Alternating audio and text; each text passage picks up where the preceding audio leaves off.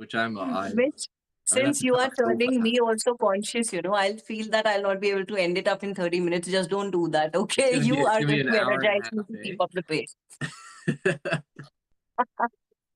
Okay. Hi, Shreya. Hi, Mitch, how are you? I'm fine. How are you? I am absolutely fine. So what's on your mind today? Today, there is something very much related to what we did the last time, but in a very different form. Because Prashna Upanishad talks about evolution, it talks about prana and matter. It also talks about the gist of Vedanta philosophy. But this in itself encapsulates the nature of God, wherein the nature can be split into two parts, that is, personal God and impersonal God. So, that is what we are going to talk about today. The personal versus the impersonal God. Yeah. Okay, cool. Please go on. Okay, so let me recite a particular verse from Prashna Upanishad, and then we are going to continue with it.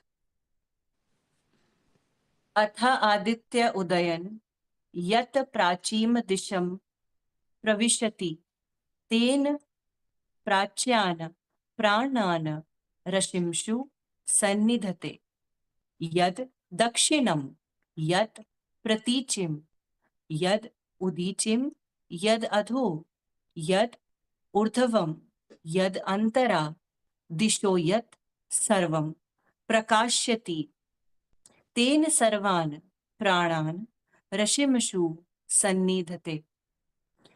So this is the verse that we are reading, the verse 6 of Prashna Upanishad.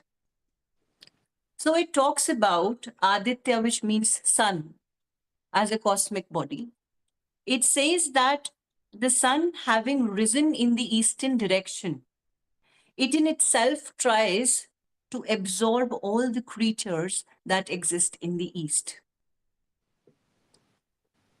Then it further talks about that since the rays of the sun are spread in all directions, be it north, south, east, west, all the creatures are getting energized by this Agni, this fire, which in itself is analogous to Prana. So, how are we going to understand the concept of personal and impersonal God through this? When we talk about prana and matter, since we have read that everything on this earth and beyond is a manifestation of prana, even ether is a manifestation of prana, then why do people feel that they should have a personal God, and some feel or some have a narrative that there is some energy which directs us, but that is not God? We come across these two kinds of people who always talk about that I believe in a concept of personal God. I have my own God and I worship them. The others say I do not believe in anything and I'm an atheist.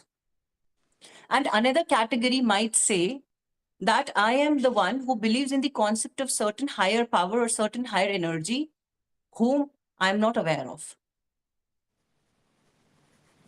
So these are three different kinds of people whom we meet every now and then, because they have a different concept in totality.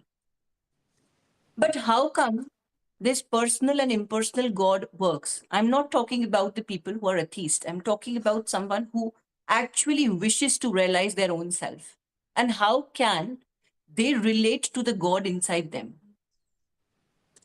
So every person who is there on this earth, he or she feels that there is someone who is watching from above if they believe in the concept of God. Isn't it? But is that being finite like us? Had he or she been finite, we would have been able to see them. We could perceive them. Isn't it? Because I can perceive all the finite beings on earth. I can perceive all the finite creatures on earth. Be it a small beetle, be it a big tree, or be it anyone on this earth. But there must be something infinite then, which cannot be limited or which cannot be a limiting adjunct, as we talked about. Isn't it? Now, when this concept of infinite comes, it is then we talk about impersonal God.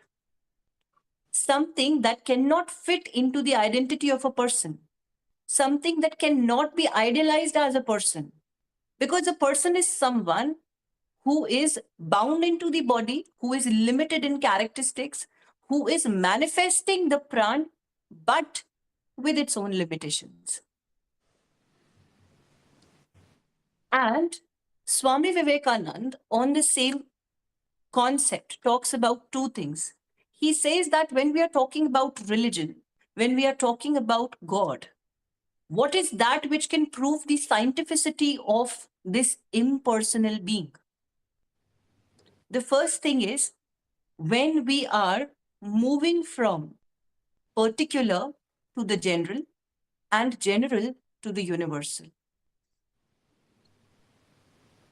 That is, when I talk of all the beings in particular, I talk that they are just a fusion of prana and matter. That is a principle which is applicable to all the creatures on this earth. So this is a general thing. But this turns out to be universal as well. Since even the sun and the moon are the manifestations of pran. Because when the Big Bang occurred, there might be some particular centers of energy which, or the broken pieces, which got created and manifested themselves in the form of cosmic bodies. So something that is manifesting itself from particular, and then you are able to derive the general and move towards the universal, is that law which people want to abide by. So that is going to prove the scientificity of an impersonal being. If anything which is applicable to certain limited beings and is not applicable to another group of people, will we be able to believe in it? It is not something that is universal. Are you saying, are you kind of trying to demonstrate how the infinite universal aspect that we all fundamentally share is the proof, the scientific proof, the otherwise empirical proof that an impersonal God exists? Exactly. That's what I'm trying to prove. And So that's what I'm trying to, make it more understandable as a fact. Right. Now, okay. So now, if you said that even the sun is a demonstrates Manifestation of prana. prana and energy, that or prana and matter, is the sun? But because earlier you talked about the sun rays in the morning, and I've learned about the sun rays in the morning and how therapeutic it can be to get up and go outside and be with the sunrise, especially in a sort of like yogic or meditative way. That the sun, the Agni or the fire, is hitting the earth, the solar radiation is hitting the earth, and it invigorates life, like it wakes us all up, so to speak. But the sun isn't the universal impersonal God. The sun is a finite God. True. Is that accurate? Yeah. This is accurate. But Mitch, we are trying to understand this in relation to our universe. So for the universe of which we are a part, sun is the major cosmic body, isn't it? That is imparting energy. So we are talking about that particular universe of which we are a part. Okay. Okay. We are not trying to transcend, because if we try to transcend, that is all hypothetical. I'll not be able to prove it. We can prove it in relation to the universe of which we are a part, isn't it? Yeah. For example, as we talked about, that this is like an ocean of ether. So the part of ether in which we vibrate is Mahakash. Okay. Now, since this Mahakash contains the sun as the major energy giver or the source of energy, then Swami Vivekananda says that if we are trying to move our energy to a subtle higher level, what should we be doing? We are here on this earth. We should be moving from earth to Akash, that is ether. When we move to ether, we actually transcend what all? Light and all the stars, the sun and the moon. Why? Because all of these are itself lying in the ether. Right. Yeah. Even when we die away into the ether. It is our body that deteriorates. Right. Have you? And that is what this shlok or this verse wants to say, that all the creatures are deriving their energy from this major manifestation of pran, that is sun. Yeah. Yeah. But that is an example of a personal God, or is the personal God the self, or what? Like, what's the distinction now between the two gods, in your opinion? Okay. So personal God is something, it is basically a journey. Since we are not aware that we all are the manifestation of the same supreme being, or we can say we are the manifestation of prana, we consider or we forget our source somehow. And since we forget our source somehow, we start to identify in the form of finite things. And that is why we feel that everyone has a personal God. This is what people believe in, specifically in India. We have symbols that we worship, we have statues that we worship, we have Murti Puja that we do. But they actually help us to provide a ladder. These people who start to worship images, who start to worship these statues, they are actually not aware of their inner power, that God is inside them. That Brahman which is inside them is that impersonal being. So they start to find it outside because they are very much detached from their source. And this acts as a ladder to move from a lower truth. The lower truth is that we consider God also to be finite, and that is why we are trying to make him contained in the form of pictures, images, etc. Right. But once we self realize ourselves to that level, then it starts to happen that the impersonal concept begins to develop. Okay. So that's okay. So what I thought of as you were explaining that, to make it uh maybe westernize it, is like the this idea of you just said, like, if God is a symbol, the impersonal God is a symbol. It's like a ladder, or there's like a sequence to reconnection with the impersonal God that we take. We can use the analogy of the ladder as, ascending to a higher perspective, and each rung on the ladder reflects like our overcoming of the material drives that we have accumulated. If we just keep doing the same things over and over again, you will remain the same over time, which is, I mean, that's not how it works, but it's like you won't be climbing the ladder. So if you want to climb the ladder, you need to kind of let go of the past, or let go of what's below you, and you can do that through ritual and self-awareness and sacrifice and self-control and all the stuff that we will talk much more about as we do more of these, and you and I both know well. And I think everybody, to a greater or lesser extent, has a conscience that they defer to, whether or not they are conscious of their conscience. It's that's another thing. But saying that you understand the latter theme, because I don't know if you have, assuming you understand, but have you ever heard of the story of Jacob's ladder No, I in haven't. the Bible? So in the Bible, I think it's in the Old Testament, Jacob is this guy. He has this vision while he's in the desert of a ladder that goes up to the sky, and at the top of the ladder, there's angels and there's demons there too. And but the up at the top is God, and the ladder signifies your self development through ascension, through through self-reflective reorganization, so to speak, of like renouncing here.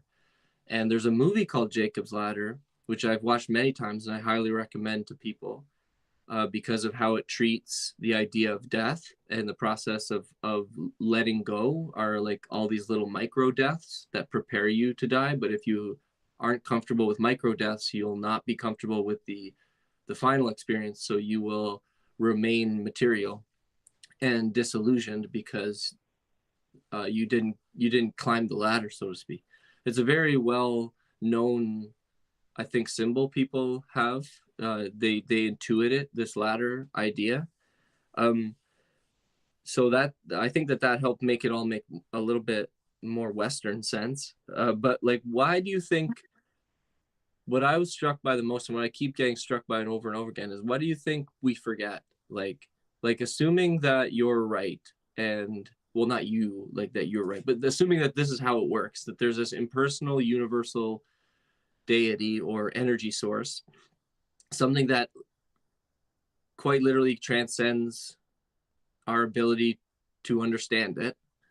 But we have this sense of it, and but we forget that we have this sense of it, or that we, earlier I said everybody, I think it's safe to say that most people have a conscience of some kind. Like, is that the same thing as remembering? Is your conscience like the thing that helps you stay on the path, or is it just a frontal lobe thing that just tries to accomplish more complex tasks? Or like, why do you think the human being forgets their connection to source or God or energy? Yeah, why do you think? It is not forgotten since the birth. I would like to tell you, Mitch, that once a child is born, till the age of 6 to 8 years, if I'm not wrong, a child has the memory of his or her past. If that is awakened by meditation, he or she might tell everything. Wow, how do you know Yeah, that? I know it because I do That's have had encountered a particular child who actually remembered everything of his past life. And he was just 5 years old. And he told that he died due to an accident, due to a road accident. And he lived in Northeast India, he told. Currently, he's actually a part of my family only, and that's why I've seen his case. So he used to tell that he was hit on his head during the road accident. And after that, he didn't remember anything because he died at that moment. And wow. he used to tell in the current Janma, in the current birth, he's born in a very rich family. But he used to tell that the earlier birth, he lived in a very bad state. He was born in a family where there wasn't food enough also to eat. So he used to tell all those things. But Hmm. gradually, when he grew up, till the age of 10 years, I remember that he used to, or 8 to 10 years, he used to talk about all those things. But after that, he said that I have forgotten everything. He didn't remember. We used to, ask it somehow. We used to give him certain indications that whether you remember it or not, so that he can tell much or more about it. But he didn't, because he didn't remember. So this is how it happens. The consciousness itself is very strong at that time. It actually remembers if it is awakened. It can bring those past or previous birth secrets out. But as we grow up, we are actually being brought up in a different way of parenting. We have our own education system. So it is like sheets getting covered upon that truth. And we know it no more. So it is That's just that. It is all there in the slept state. We need to awaken it. That's the only thing. Even today, even at this age, we can try doing this out. so years ago I came across, I know that I think it's the University of Virginia in the United States has a faculty of parapsychology, and they study near death experiences, spirits like ghosts, mediumship. This is a university, not a like it's within the University of Virginia, so it's not like an uncredited, like you could start your own school, right? It's like it's an actual university with a long-standing history, and they have this faculty, and they focus on stuff that's just outside of psychology, and one of them is past lives, and they have researched, spent time with children who remember their past lives, and it reminds me very much of your family member. This boy was 5 years old, and he kept playing with planes and going going down, going bang. And then when the parents started to talk to him about like, why are you always crashing your plane? He's like, well, that's how I died. That's how I Oh. died. And they're like, whoa, this. So they started to freak out because they thought their son was mentally unwell. So they brought him to the child psychologist, and the child psychologist didn't know what to do, so they deferred to the parapsychologist, and they spent time with this boy, and the boy was able to recount the details of the plane and his squad members, which they were referenced and they actually exist, and he was the only plane that went down that day. His was the only Oh, plane. It's documented in the United States Air Force history that this. So amazing. they're like, this is hard to disprove. How did this boy have the names of his co-pilots, the shape, the type of the plane, where he crashed, which was in the Pacific in World War II? Like, so it just like one of the questions, like, because I've thought about that too, about the whole when you're born, and Lucas and I have talked about this too. Lucas had a cool idea of like synesthesia, of like all of a sudden when you're young as an infant, it must be like, what the fuck is, that's why they're like staring at you, because they can't comprehend sensually all of this stuff, mostly because I think they're in the body mind relationship at that time. You're embodied again, but you're like, wait, hold on, this isn't me, I'm not this, like I was that, and now I'm here, and it's like the dream won't end, but then you're being fed and you kind of like being tickled and you forget a bit, and then you like keep living your life, and over time, like you said, the child, it doesn't, well, I don't know if forget is the right word, but it's just now again, it's always now. So like when consciousness is present, it is really connected with the reality, because like I've been telling people, like, what if you don't die? Like, what if it really doesn't end? Like, at the opposite of atheism. So instead of complete nothingness, uh, which is incomprehensible, what if the complete opposite happens and nothing changes, except now you're in another environment and you're under experiences because you forgot earlier today, you forgot most of your life. So what if you just forgot? Like, and you just keep forgetting, and this whole pattern of like, I'm born again, no, I did it wrong, and and then you're playing and forget, and then do it again and do it again until you wake up in the dream, and you're like, oh wait, hold on, I've been here before, I shouldn't be doing the same things again. I'm trying to climb the ladder, stuff like that, to be like short about it, in the sense I think that that's fascinating. And um just the idea of like, just speak, you want to bounce off this, or take it another way, you can, but like this idea, this whole concept we call memory, like what is it? Like, I mean, yeah, so because I don't really know, is I don't think you can, I don't know if there's a difference between memory, just thinking out loud, there's no separation between memory and consciousness. Like, consciousness doesn't remember things, consciousness experience things, and now it's experiencing this, and it will be experiencing that later, but at no point there's no like brain memories, if that makes sense. Mitch, I think that there's a lot of difference between memory and consciousness. Okay, go on. Yeah, because memory is something that is not a consistent witness to everything. As the Mandukya Upanishad states, that there are four states, major four states, in which the human consciousness keeps on traveling. Okay. The waking state, the dream state, the sleep state, and the other one which we are talking about, the Turiya. Okay.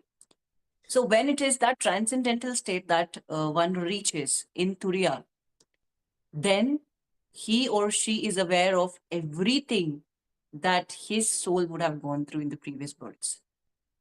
and even what is yet to come. The person gets aware. They know their Not just past, but also the future. how how does it do that? Well, I think okay, go on, because I think I just realized Yeah. something. How I would like to say that for future, since each one of us is a manifestation of Pran, and if a person is able to connect himself to that knowledge space, to that Chidakash, then the knowledge of eternity, we can say the infinite, is actually starting to reside, or we are able to connect with it. So, whether it is the knowledge of the past, or the knowledge of the present, or the knowledge of the future, we are able to comprehend all of these things. Because then we are not bound by the laws of this universe. Only the body is bound to these things, not the others, isn't it? And since your prana is able to transcend that, obviously, then your consciousness reaches to a next level. What And yeah, if you have what do you, something. now? Yeah, just what is this how do you define consciousness now in light of all the in this new direction? Consciousness, I would define in a way that it is the only potentiality that makes us or our existence to the world true. That is, it is the absolute reality, Consciousness. consciousness. And I'm talking about pure consciousness. Okay, yeah, Pure, because I'm yeah. thinking about like you earlier you said human consciousness, and I was just wondering if that's necessary. Like, do we have to demarcate like what's a tree has consciousness, a rock has consciousness, an earth has consciousness, a human being has consciousness. Their consciousness. Um, but a tree is a different embodiment of consciousness. Um, and then, the awareness that not observes, but like, or maybe awareness is like Akash, and it's the space that awareness can exist in is deeper than consciousness. So like just trying to split these hairs, because like it kind of gets muddy when if there's a human consciousness and there's a tree consciousness, then what is consciousness? And if it's just an experience that's being occurred, because like you said, there's no past and there's no future, so to speak. Or they can remember their past or they can see into the future, so to speak. But that's another Exactly. way. That's another way of saying like everything is happening right now. So that everything like, and there's a really cool short story and movies called Ascension, which is about That's absolutely true, Mitch. The reason is the timeline of which we are existent, or we can say of the world in which we exist. The timeline that applies to this world is very much different to the timeline in which we reach once we transcend. yeah. Well, you think there like do you think there's even time, like in the sense that we Yes, I organize would it? like to tell you that the Prashna Upanishad is going to reveal that time is the only thing that is responsible for all the creatures being being born on this earth, Time. then dying. Yes, time in itself is the most important aspect of evolution What that is we are going to read in future, how it happens, that the other universe has a different timeline, we have a different time unit, and how they keep managing. And that is why when you say that everything is happening now, because the person has transcended to a different verse, he can see everything. But once he gets back, he knows that this is going to happen in the future for me after so and so years. But for him, he has already seen, because that has actually appeared in front of him, because he has transcended that time zone. oh yeah, okay. All the laws of time, causation, speed, space, all these things are actually as per our universe, isn't it? The physics that we read is applicable to our universe. These laws might not be applicable to the other universe, isn't it, Mitch? Yeah, I don't know. Like but Yeah. yeah, go on. And when we talk about consciousness, as you talked about, every being has its own consciousness. But I talked that human consciousness specifically, why and why it can transcend to Turiya. Human beings are capable of thinking, which other animals and trees are not. They cannot think. Can they think?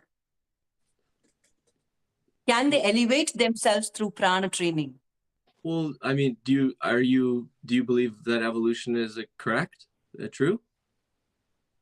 Evolution, in terms of correct, I would like to Like know the Darwin, entire thing. specifically Darwinian evolution. To certain extent, to the if we talk about the biological aspect, yes, it is correct, but not absolutely correct. There are certain things which we need to understand a better way than the Darwinian's theory. Yeah, I agree with you totally because I'm like holding Darwin at arm's length now because I don't totally.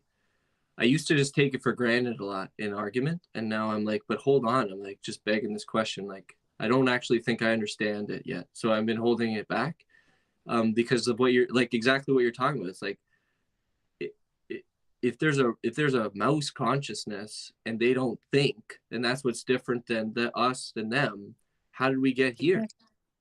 But if it's evolution, at some point, something started thinking. So, but that was before it was thinking. So, if evolution is part of, if thinking is part of the biological evolution of organisms over time, then we have to assume that thought has been with us the whole time in some dormant or potential way. Otherwise, we couldn't be, and then it makes you think like, do we even think? You know? Like what is thinking? But before, like I want to keep going obviously, but I don't know how much time we've spent, and I think it's been half Yeah, hour. I just have one last point to take up on which even you can put up your thought if possible. You must have read about Kant that he talked about nomina and phenomena, if you know. Yeah, Yeah. yeah, And the Prashna Upanishad, and in fact, Swami Vivekananda also quotes on it so many things that the Vedant philosophy says that nomina is something that the world is existent of or is made up of, irrespective of human perception. Whereas phenomena is the way the human perceives it. Now, since these two are absolutely different things, for example, consider that a child is not aware of the names of the shapes. He might name circle as certain other thing and square as something different than circle or square or something like that. He might yeah, mix up names. He might keep new names. And since he is not aware of that concept of shapes, he might altogether invent new names or might not conform to the norms of the society or the norms of the education, isn't it? So, for him, the perception would occur in a different way, and he would, after perceiving, give a different reaction right. altogether. Whereas, when we talk about nomina, the point of time when we take birth and the human consciousness enters, we start to see the world as per our own vision, view, etc. But that is what is the magic of ignorance. And that is what you asked when you said that, why, Shreya, do we forget what we were in our previous birth? We forget because once we get into this world, we have so many things to see around. And since all our sensory organs have so many things to capture, we hardly put any effort into bringing what went through the last time. Mm. And that is why, if there is no human consciousness, no one can say that, who am I? And that is why most of the people, most of the spiritual giants who have worked upon themselves, they started with this question, Main kaun hu? Who am I? Because I cannot be a name. I cannot just be a name. If I am trying to live just with a name, I am trying to live a very limited life. It is like a circle with a very small circumference. Mm-hmm. But if we want to travel beyond, obviously we need to understand the nomina, which is the absolute reality, and the phenomena, which is a relative reality. That can be very well explained like, if there is this huge earth on which we live, I feel that Mitch lives very far from me in Canada, Toronto, or wheresoever. And I live here in India. But relative to the earth, if someone is seeing from the earth or somewhere higher above, they would say both reside on the earth, isn't Yeah. it? Yeah. So, if we are talking at the global level, if we are talking about earth as a whole, then we all are the residents of the same thing. So, that is the absolute reality.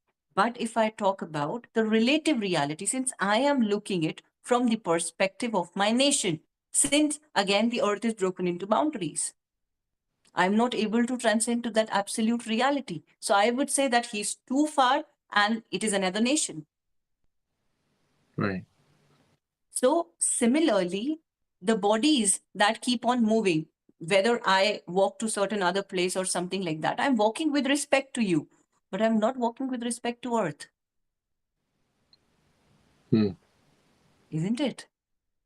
And similarly, all the manifestations of pran that occur on this earth are relatively moving in respect to earth, but not absolutely moving.